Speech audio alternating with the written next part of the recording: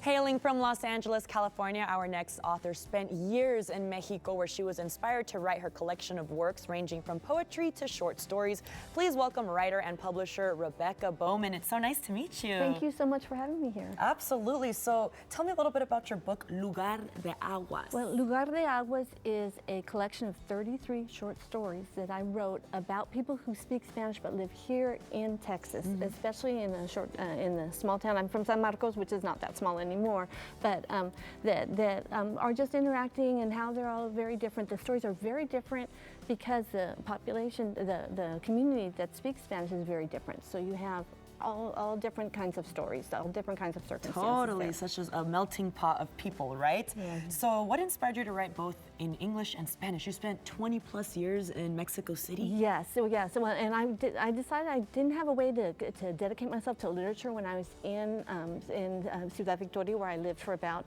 19 years. And so I started going to literary workshops there and decided, well, I'm going to just write. If I can't be a professor, that's what I had wanted to be, was a Spanish professor, I'll go ahead and write.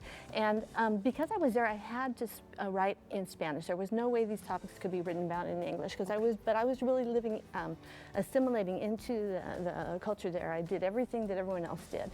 But when I came up here, I couldn't write about Mexico anymore because things had changed. Sure. And so I wrote for a while in English, and then I started writing these stories about the people who speak Spanish here because I just missed writing in Spanish. Love that. And you have an excerpt for us from Lugar de Aguas, right? Yes, You're going to read a sentence there for us. Okay, so in Spanish it goes, nací fuerte, lo sé, yo que crecí con la bola de primos todos corriendo tras una sola pelota, me acostumbré a los golpes, a los codazos, a abrirme campo, y ni modo, así es.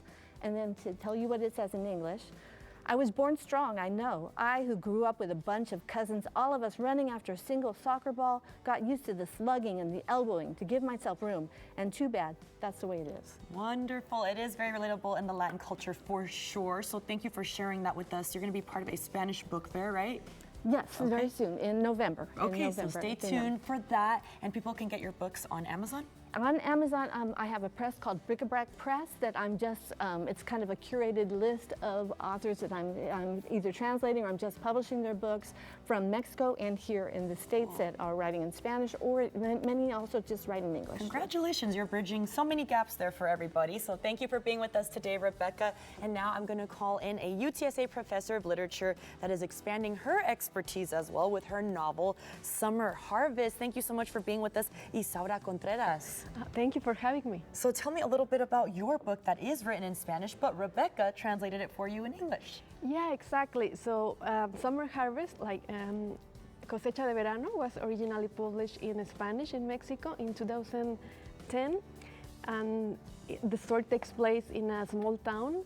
And the story talks about a farming family that is living there, and they have an only daughter.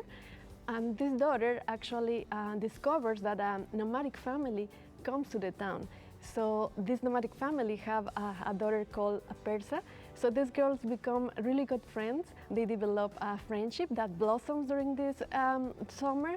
So the story actually, it's a kind of look through the land, through the farmer's life, through the perspective of these girls. Great, and that is also something common that happens in our world, right? They learn so much from each other. Can you also read us an excerpt from your book? Yeah, of course. So I'm gonna read the beginning, which is the translation that Rebecca did into English. When the afternoons went by with a pot on my head, and if my hair and clothes were messy, it was Mama's fault.